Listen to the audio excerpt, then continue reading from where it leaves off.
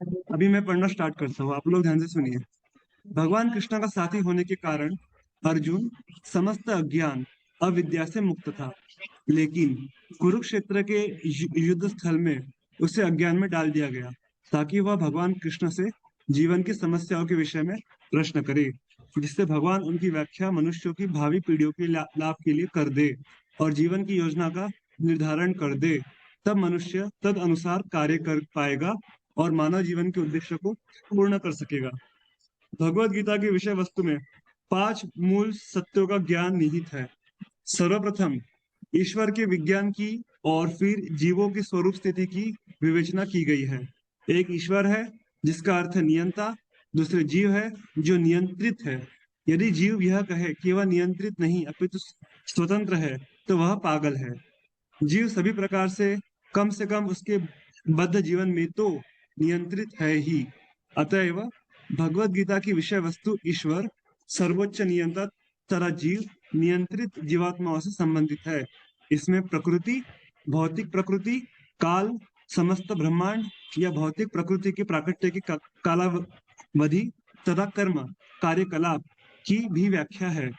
यह दृश्य जगत विभिन्न कार्यकलापों से ओतप्रोत है। सारे जीव भिन्न भिन्न कार्यों में लगे हुए हैं।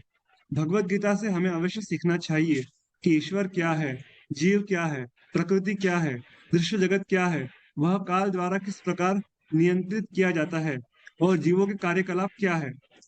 तो अभी जो हमने 2 पैराग्राफ पढ़े, उसमें भगवान श्री कृष्ण अर्थात यहाँ पर प्रभुपाद जी अपने तात्पर्य में बता रहे हैं कि भगवत गीता के जो 5 मुख्य टॉपिक्स है, एक है ईश्वर, दूसरा है जीव, तीसरा है प्रकृति, चौथा है कर्म और पांचवा है काल।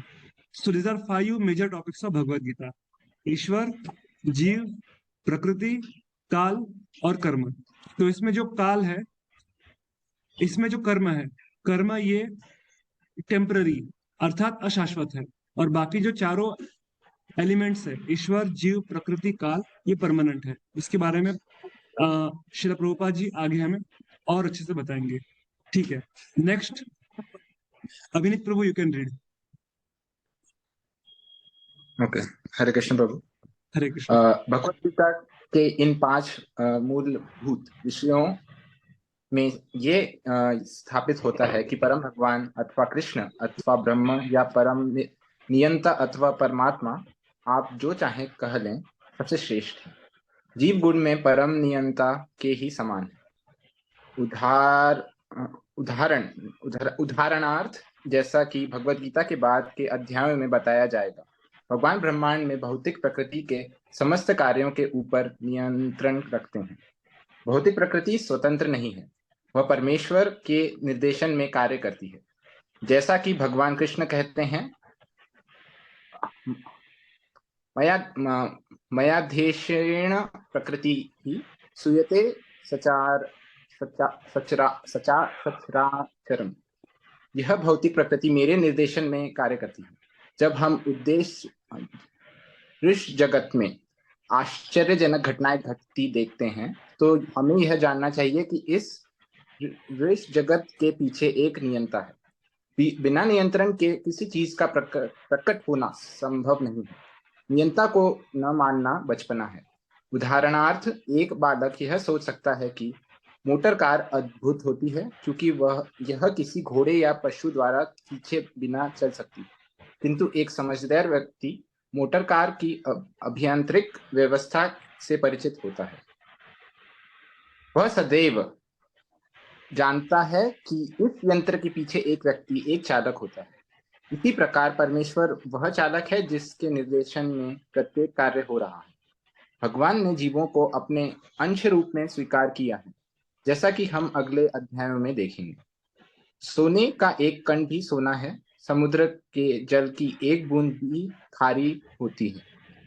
इसी प्रकार हम जीव भी परम नियंत्रण ईश्वर या भगवान श्री कृष्ण के अंश होने के कारण परमेश्वर के सभी गुणों से सूक्ष्म मात्र में युक्त हैं। क्योंकि हम सूक्ष्म ईश्वर या अधीनस्थ ईश्वर हैं, हम प्रकृति के पर नियंत्रण करने का प्रयास कर रहे हैं। जैसे कि वर्तमान में हम अंतरिक्ष या ग्रहों को वश में करने का प्रयास कर रहे हैं, और हम में नियंत्रण करने की यह प्रवृत्ति इसलिए है क्योंकि यह कृष्ण में भी है। परंतु यद्यपि हमें भौतिक प्रकृति पर प्रभुत्व जमाने की प्रवृत्ति होती है, तथापि हमें यह जानना चाहिए कि हम परम नियंता नहीं हैं। यह भगवद गीता में समझाया गया है। यस, तो यहाँ पर हम देखते हैं प्रभुपाद जी एक्सप्लेन कर रहे हैं कि जो 5 तत्व है भगवत गीता के, अर्थात ईश्वर, जीव, प्रकृति, काल और कर्म, इसके बारे में प्रभुपाद जी ने ईश्वर और जीव से संबंधित जो उसके ऊपर टीका टिप्पणी है वो यहाँ पे दी है। ठीक है, नेक्स्ट वी हैव आदित्य प्रभु। सो आदित्य प्रभु, अभी आप पढ़िए आगे। हरे कृष्णा प्रभु जी, दंडवत प्रणाम। दंडवत प्रणाम। भौतिक प्रकृति क्या है?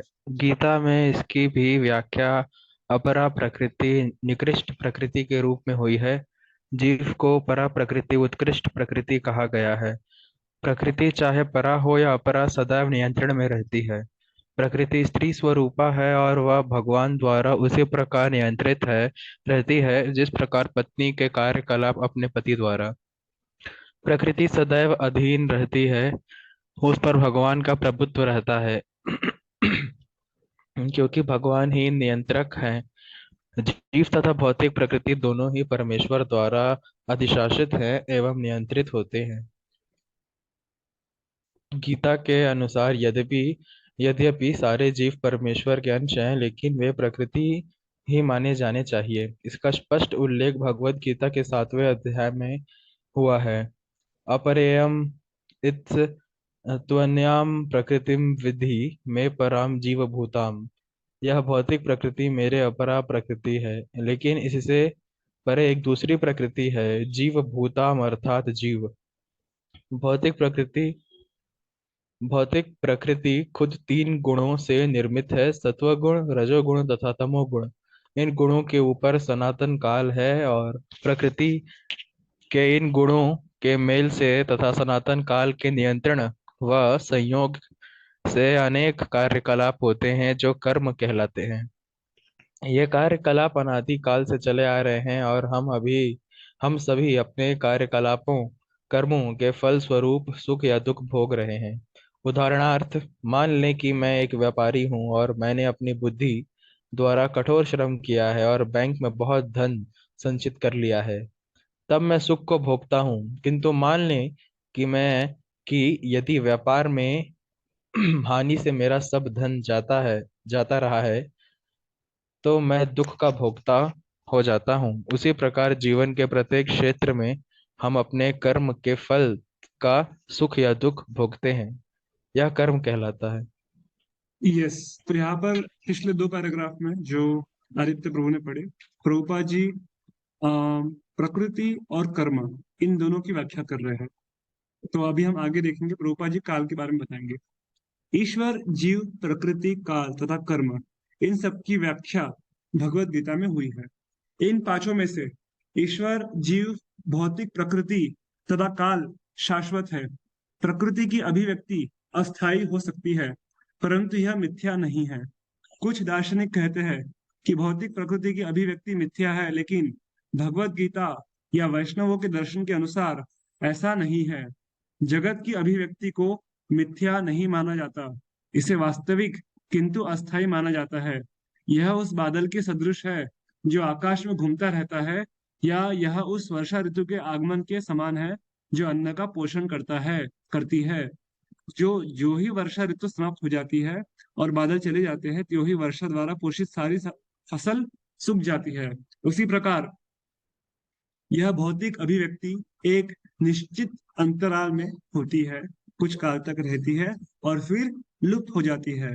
प्रकृति इस तरह कार्यशील रहता है, लेकिन यह चक्र निरंतर चलता रहता है, इसलिए प्रकृति शाश्वत है, यह मिथ्या नहीं है। भगवान इसे मेरी प्रकृति कहते हैं। यह भौतिक प्रकृति, अपरा प्रकृति परमेश्वर की भिन्न शक्ति है। उसी प्रकार जीव भी परमेश्वर की शक्ति है, किंतु वे भगवान से विलग नहीं है, अपितु नित्य संबंध है। इस तरह भगवान, जीव, भौतिक प्रकृति तथा काल, ये सब परस्पर संबंधित है और सभी शाश्वत है। लेकिन दूसरी वस्तु कर्म शाश्वत नहीं है। हाँ, कर्म के प्रभाव अत्यंत पुरातन हो सकते हैं। हम अनादिकाल से अपने शुभ अशुभ कर्म फलों को भोग रहे हैं, किंतु साथ ही हम अपने कर्मों के फल को बदल भी सकते हैं, और यह परिवर्तन हमारे ज्ञान की पूर्णता पर निर्भर करता है। हम विविध प्रकार के कर्मों में व्यस्त रहते हैं। निस्संदेह हम यह नहीं जानते कि किस प्रकार की कर्म करने से हम कर्मफल से राहत प्राप्त कर सकते हैं, लेकिन भगवत गीता में इसका भी वर्णन हुआ है। ईश्वर अर्थात परम भगवान की स्थिति परम चेतना स्वरूप है। जीव भी ईश्वर के अंश होने के कारण चेतन है। जीव तथा भौतिक प्रकृति दोनों को प्रकृति अर्थात बताया गया है, किंतु इन दोनों में से केवल जीव चेतन है, दूसरी प्रकृति चेतन नहीं है। यही अंतर है। इसलिए जीव प्रकृति उत्कृष्ट कहलाती है, क्योंकि जीव भगवान जैसी चेतना से युक्त है। लेकिन भगवान की चेतना परम चेतना है, और किसी को यह दावा नहीं करना चाहिए कि जीव भी परम चेतन है। जीव कभी भी, यहाँ तक कि अपने सिद्ध अवस्था में भी, परम चेतन नहीं हो सकता। और यह सिद्धांत भ्रामक है कि जीव परम चेतन हो सकता है। वह चेतन तो हो सकता है, लेकिन वह पूर्ण या परम चेतन नहीं है। तो प्रभुपाद जी बहुत स्पष्ट शब्दों में बता रहे हैं कि भगवान अर्थात ईश्वर और जीव और प्रकृति, प्रकृति के तीन गुण सत्व रज तम, ये भी भगवान की शक्ति है। एक जड़ शक्ति है और एक चेतन शक्ति है। तो जो जीवात्मा है, हम सभी जीवात्मा भगवान की चेतन प्रकृति है। और प्रकृति अर्थात जो प्रकृति के तीन गुण हैं, यह जो सृष्टि है, ये भगवान की जड़ प्रकृति है। दोनों प्रकृति ही है, और काल भी भगवान की शक्ति है। लेकिन जो कर्म है, कर्म क्या है? कर्म शाश्वत नहीं है। कर्म क्षणभंगुर है, और कर्म ये इटर्नल अर्थात अशाश्वत है। और बाकी जो चार वस्तुएं हैं, ईश्वर, जीव, प्रकृति और काल, ये हमेशा शाश्वत रहते हैं। और जैसा कि प्रभुपाद ने बताया कि मायावादी कहते हैं कि ब्रह्म सत्यम जगत मिथ्या, जगत को मिथ्या समझना ये गलत है। जगत मिथ्या नहीं है। जगत वास्तविक है, लेकिन लेकिन अशाश्वत है। तो इसके बारे में प्रभुपाद जी ने बताया। और जैसा कि वो बता रहे हैं कि जीव प्रकृति उत्कृष्ट कहलाती है, क्योंकि जीव भगवान जैसी चेतना से युक्त है। और उन्होंने एग्जाम्पल दिया, जो समुंदर होता है, समुंदर का एक बूंद भी खारा पानी होता है, और अगर सोना है तो सोने का एक कण भी सोना माना जाता है। उसी प्रकार से भगवान परम चेतन है, और हम सभी जीवात्मा केवल चेतन व्यक्ति है। आगे बढ़ेंगे। अभिनीत प्रभु, यू कैन कंटिन्यू अहेड। जीव तथा ईश्वर में अंतर भगवत गीता के 13वें अध्याय में बताया जाएगा। ईश्वर क्षेत्रज्ञ व चेतन है, जैसा कि जीव भी है, लेकिन जीव केवल अपने खुद के शरीर के प्रति सचेत रहता है, जबकि भगवान समस्त शरीरों के प्रति सचेत रहते हैं। चूंकि वे प्रत्येक जीव के हृदय में वास करते हैं, अतएव वे जीव विशेष की मानसिक गतिशीलता से परिचित रहते हैं। हमें यह नहीं भूलना चाहिए यह भी बताया गया है कि परमात्मा प्रत्येक जीव के हृदय में ईश्वर या नियंता के रूप में वास कर रहे हैं, और जैसा जीव चाहता है वैसा करने के लिए निर्देशित करते रहते हैं। जीव भूल जाता है कि उसे क्या करना है। पहले तो वह किसी एक विशेष विधि से कर्म करने का संकल्प करता है, लेकिन फिर वह अपनी ही कर्म की क्रियाओं और प्रतिक्रियाओं में उलझ जाता है। एक प्रकार का शरीर त्यागने के बाद वह दूसरी प्रकार के शरीर में प्रवेश करता है, जिस प्रकार हम वस्त्र पहनते तथा उतारते रहते हैं। जब आत्मा इस प्रकार देहांतरण कर जाता है, उसे अपने विगत पूर्वकृत कर्मों का फल भोगना पड़ता है। यह कार्यकलाप तभी बदल सकते हैं जब जीव सतोगुण में स्थित हो और यह समझे कि उसे किस प्रकार के कर्म करने चाहिए। यदि वह ऐसा करता है तो उसे विगत पूर्वकृत कर्मों के सारे फल बदल सकते हैं। फलस्वरूप कर्म शाश्वत नहीं है। इसलिए हमें यह कहा है कि पांचों ईश्वर, जीव, प्रकृति, कला तथा कर्म में से चार शाश्वत हैं, जबकि कर्म शाश्वत नहीं है। परम चेतन ईश्वर जीव से इस प्रकार से समान है। भगवान तथा जीव दोनों की चेतनाएं दिव्य हैं। ऐसा नहीं है कि यह चेतना पदार्थ के संयोग से उत्पन्न होती है। ऐसा विचार भ्रांतिक मूलक है। भगवत गीता इस सिद्धांत को स्वीकार नहीं करती है कि चेतना विशेष परिस्थितियों में पदार्थ के संयोग से उत्पन्न होती है। यह चेतना भौतिक परिस्थितियों के आवरण के कारण विकृत रूप से प्रति प्रति प्रतिबिंबित हो सकती है। इस प्रकार रंगीन कांच के परावर्तित प्रकाश उसी रंग का प्रतीत होता है, परंतु भगवान की चेतना भौतिकता से प्रभावित नहीं होती है। भगवान कृष्ण कहते हैं, माध्यक्षेण प्रकृति ही। जब वे इस भौतिक जगत में अवतरित होते हैं तो उनकी चेतना पर भौतिक प्रभाव नहीं पड़ता। यदि वे इस तरह प्रभावित होते तो वे दिव्य विषयों के संबंध में उस तरह बोलने के अधिकारी न होते जैसा कि वे भगवत गीता में बोलते हैं। भौतिक कलमश ग्रस्त चेतना से मुक्त हुए बिना कोई दिव्य जगत के विषय में कुछ नहीं कह सकता। अतः भगवान भौतिकता से कलुषित नहीं है, परंतु हमारी चेतना अभी भौतिक कलमश से दूषित है। भगवत गीता शिक्षा देती है कि हमें भौतिकता से कुलुषित इस चेतना को शुद्ध करना है। शुद्ध चेतना होने पर हमारे सारे कर्म ईश्वर की इच्छा से जुड़ जाएंगे और इससे हमें सुख हो जाएगा। ऐसा नहीं है कि हमें अपने सारे कार्य बंद करने पड़ेंगे, अपितु हमें अपने कर्मों को शुद्ध करने और परीक्षित कर्म भक्ति कहलाते हैं। भक्ति में किए गए कर्म सामान्य कर्म जैसे प्रतीत होते हैं, किंतु वे कुलुषित नहीं होते। एक अज्ञानी व्यक्ति भले ही भक्त को सामान्य व्यक्ति की भांति कर्म करते देखे, किंतु ऐसा अल्पज्ञानी मूर्ख यह नहीं जानता कि भक्त या भगवान के कर्म अशुद्ध चेतना या पदार्थ से कुलुषित नहीं होते। वे माया के तीन गुणों से परे होते हैं। जो भी हो, हमें यह जान लेना चाहिए कि अभी हमारी चेतना कलुषित है। तो प्रभुपाद जी बता रहे हैं कि हमारी जो चेतना है, our consciousness currently is polluted with material कंटामिनेशंस।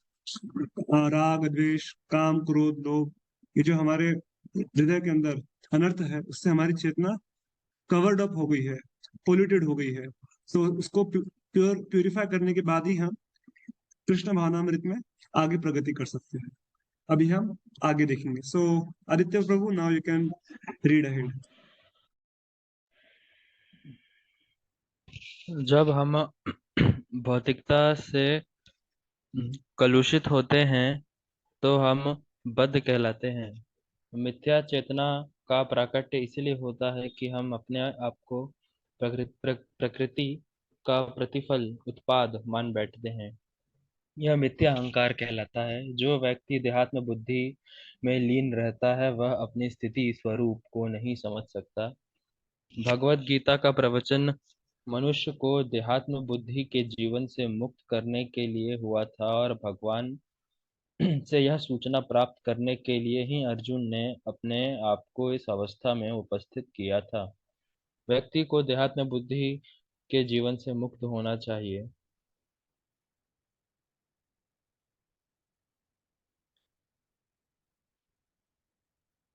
हाँ, किया था। अध्यात्मवादी के लिए प्रारंभिक का व्यक्ति को अध्यात्म बुद्धि के जीवन से मुक्त होना चाहिए। अध्यात्मवादी के लिए प्रारंभिक कार्य यही है। जो मुक्त होना चाहता है, जो बंधनों से छूटना चाहते हैं, उसे सर्वप्रथम यह जान लेना होगा कि यह भौतिक शरीर नहीं है। मुक्त भौतिक चेतना से भागवतम में भी मुक्ति की परिभाषा है। मुक्तिर्हित्वान्यथारूपं सर्वरूपेण व्यवस्थितः। मुक्ति का अर्थ है इस भौतिक जगत की कलुषित चेतना से छूटना और शुद्ध चेतना में स्थित होना। भगवत गीता के सारे उपदेशों का मंतव्य इस शुद्ध चेतना को जागृत करना है और इसलिए हम गीता के अंत में कृष्ण को अर्जुन से यह प्रश्न करते पाते हैं कि वह अब विशुद्ध चेतना को प्राप्त हुआ या नहीं। शुद्ध चेतना का अर्थ है भगवान भगवान के आदेश अनुसार कर्म करना। शुद्ध चेतना का यही सार है। भगवान का अंश होने का कारण हम में चेतना पहले से ही रहता है, लेकिन हम में प्रकृति के निकृष्ट गुणों द्वारा प्रभावित होने की प्रवृत्ति पाई जाती है, किंतु भगवान परमेश्वर होने के कारण अभी भी प्रभावित नहीं होते। परमेश्वर तथा शुद्ध जीवों में यही अंतर है। यह चेतना क्या है? मैं चेतना यह चेतना है मैं हूँ की भावना। तो फिर मैं क्या हूँ? कलुषित चेतना में मैं हूँ का अर्थ है कि मैं सर्वे सर्वे सर्वा हूँ, मैं भोगता हूँ। यह संसार घूमता है क्योंकि प्रत्येक जीव सोचता है कि वह वही इसी भौतिक जगत का स्वामी तथा सृष्टा है। भौतिक चेतना के दो मनोमय विभाग हैं। एक के अनुसार मैं ही सृष्टा हूँ और दूसरे के अनुसार मैं ही भोगता हूँ। लेकिन वास्तव में परमेश्वर सृष्टा तथा भोक्ता दोनों हैं, और परमेश्वर का अंश होने के कारण जीव ना तो सृष्टा है और ना ही भोक्ता, वह मात्र सहयोगी है। वह सृजित तथा मुक्त है। उदाहरणार्थ, यंत्र का कोई एक पुर्जा संपूर्ण यंत्र के साथ सहयोग करता है। शरीर का कोई एक अंग पूरे शरीर के साथ सहयोग करता है। हाथ, पांव, आंखें आदि शरीर के अंग हैं, लेकिन ये वास्तविक भोक्ता नहीं है। भोक्ता तो उधर पेट है। पांव चलते हैं, हाथ भोजन देते हैं, दांत चबाते हैं और शरीर के सारे अंग उदर को तुष्ट करने में लगे रहते हैं, क्योंकि उदर ही प्रधान कारक है जो शरीर रूपी संगठन का पोषण करता है। अतएव सारी वस्तुएं उदर को दी जाती हैं। जड़ को सींच कर वृक्ष का पोषण किया जाता है और उदर का भरण करने करके शरीर का पोषण किया जाता है, क्योंकि यदि शरीर को स्वस्थ रखना है तो शरीर के सारे अंगों को उदर पूर्ति में सहयोग देना होगा। इसी प्रकार परमेश्वर ही भोक्ता तथा सृष्टा हैं और हमें अपने हम उनके अधीनस्थ जीवात्माएं उन्हें करने के निमित्त सहयोग करने के लिए हैं।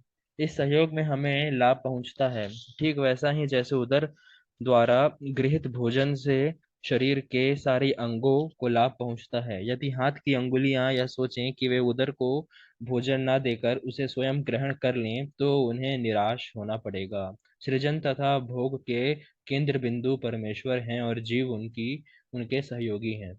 सहयोग के द्वारा वे भोग करते हैं। यह संबंध स्वामी तथा दास के संबंध जैसा भी है। यदि स्वामी पूर्णतया तुष्ट रहता है तो दास भी तुष्ट रहता है। इसी प्रकार परमेश्वर को तुष्ट रखना चाहिए। यद्यपि जीवों में भी सृष्टा बनने तथा भौतिक जगत का भोग करने की वृत्ति होती है, क्योंकि इस दृश्य जगत के सृष्टा परमेश्वर में ये वृत्तियां हैं। अतएव भगवत गीता में हम पाएंगे कि परम पूर्ण के परम नियंता नियंत्रक दृश्य जगत शाश्वत काल तथा कर्म सन्निहित हैं, और इन सब की व्याख्या इस पाठ में की गई है। ये सब मिलकर परम पूर्ण का निर्माण करते हैं और यही परम पूर्ण परम सत्य कहलाता है। यही परम पूर्ण तथा परम सत्य पूर्ण पुरुषोत्तम भगवान श्री कृष्ण है। सारी अभिव्यक्तियां उनकी विभिन्न शक्तियों के फल स्वरूप हैं, वे परम पूर्ण हैं। तो पिछले 2-3 पैराग्राफ में प्रभुपाद जी भगवान का जो अस्तित्व है, भगवान का जो पोजीशन है, उसको अच्छे से स्थापित कर रहे हैं कि भगवान श्री कृष्ण ही सुप्रीम पर्सनैलिटी ऑफ गॉडेड है।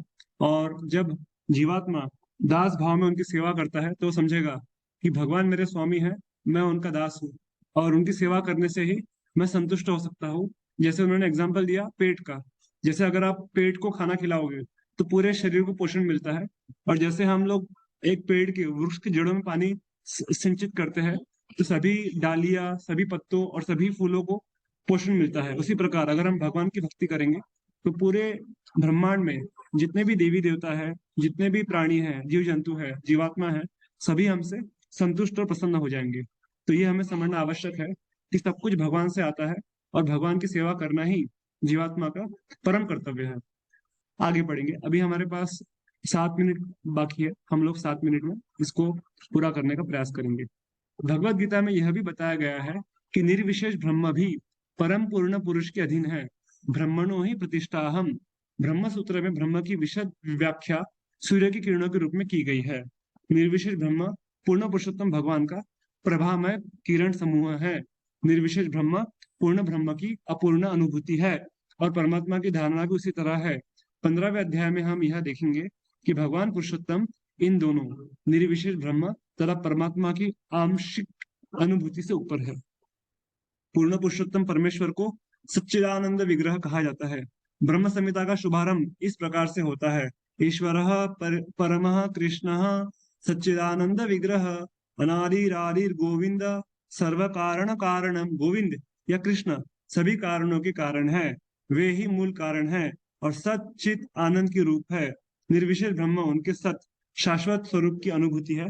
परमात्मा सच्चित शाश्वत ज्ञान की अनुभूति है, परंतु भगवान के व्यक्तित्व कृष्ण की अनुभूति पूर्ण विग्रह में समस्त दिव्य स्वरूपों अर्थात सच्चित आनंद की अनुभूति है। तो ये बहुत महत्वपूर्ण है। प्रभुपाद जी जो बता रहे हैं, जो ज्ञानी लोग होते हैं, ज्ञानियों का डेस्टिनेशन क्या है, उनका लक्ष्य है ब्रह्म ज्योति। ब्रह्म ज्योति जो भगवान की शरीर से कांति निकलती है और वो भगवान का सत स्वरूप है, शाश्वत स्वरूप का प्रदर्शन करता है। ज्ञानी से श्रेष्ठ होते हैं योगी जन। योगी जन परमात्मा का ध्यान करते हैं, जो कि भगवान का वैकुंठ धाम, वैकुंठ में उन्हें प्रवेश मिल सकता है अगर उन्होंने परमात्मा की भक्ति की है तो।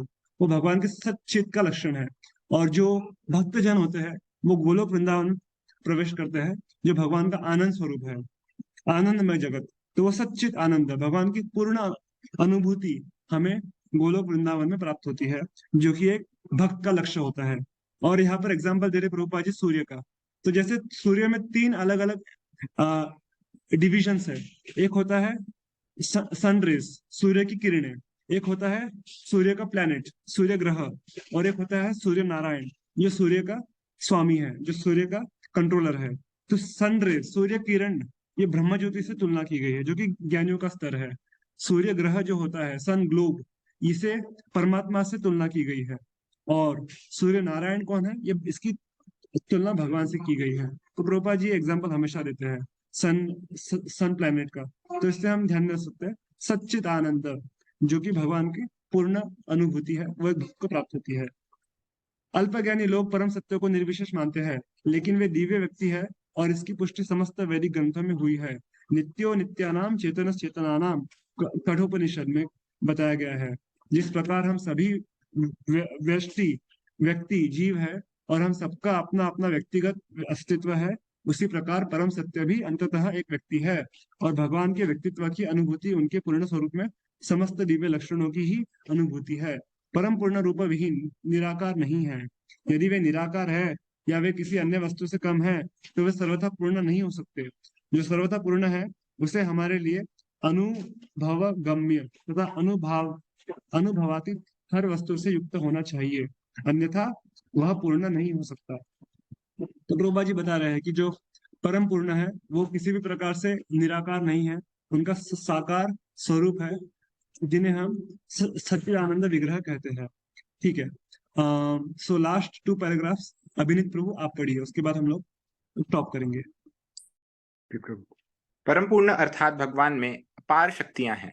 परास्य शक्ति विधिर विधैव श्रूयते। कृष्ण किस प्रकार अपनी विभिन्न शक्तियों द्वारा कार्यशील हैं, यह भी भगवत गीता में समझाया गया है। यह परिवर्तनशील जगत या भौतिक जगत जिसमें हम रह रहे हैं संपूर्ण है, क्योंकि इन 24 तत्वों से यह नश्वर भौतिक निर्मित है। वे सांख्य दर्शन के अनुसार इस ब्रह्मांड के पालन तथा धारण के लिए अपेक्षित साधनों पूर्णतया समन्वित हैं। न तो कोई विजातीय तत्व है, न और की आवश्यकता है। इस नियत काल है जिसका निर्धारण पूर्ण परमेश्वर की शक्ति द्वारा हुआ है, और जब यह काल पूर्ण हो जाता है तो उस पूर्ण की पूर्ण व्यवस्था से इस क्षणभंगुर सृष्टि का विनाश हो जाता है।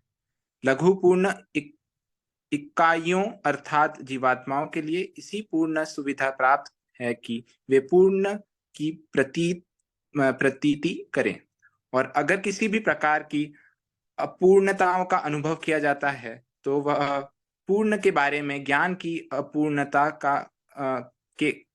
अपूर्णता के कारण ही होता है।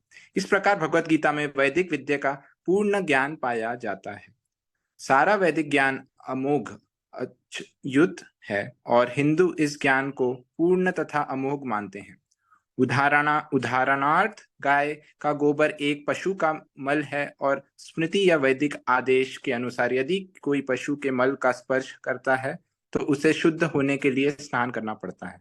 लेकिन वैदिक शास्त्रों में गाय के गोबर को पवित्र करने वाला माना गया है। किसी को यह विरोधाभास लग सकता है, लेकिन यह मान्य है क्योंकि यह वैदिक आदेश है और इसमें संदेह नहीं है कि स्वीकार करने पर किसी प्रकार की त्रुटि नहीं होगी। अब तो आधुनिक विज्ञान द्वारा यह सिद्ध किया जा चुका है कि गाय के गोबर में समस्त कीटाणुनाशक गुण पाए जाते हैं। अतएव वैदिक ज्ञान पूर्ण है क्योंकि यह समस्त संशयों एवं त्रुटियों से परे है और भगवत गीता समस्त वैदिक ज्ञान का सार है। वैदिक हरे कृष्णा। सूर्यास्त तो हरे कृष्ण। समय कम है, we have few seconds left. तो इस लास्ट पैराग्राफ में प्रभुपाद जी बता रहे हैं कि वेदों में लिखा है कि जो गाय का गोबर होता है शुद्ध है। तो क्योंकि वेदों में लिखा है इसलिए वो सत्य है, और इसे हम सत्य मानते भी है। तो ये समझना बहुत आवश्यक है कि वैदिक ज्ञान जो है वो परिपूर्ण है और उसमें किसी भी प्रकार का संशय या त्रुटियां नहीं होती है। और भगवत गीता जो है वो समस्त वैदिक ज्ञान, समस्त वेदों का सार निचोड़ क्या है? भगवत गीता है, जिसका हम पाठ कर रहे हैं। तो आज के लिए हम यही विराम देंगे। Thank you.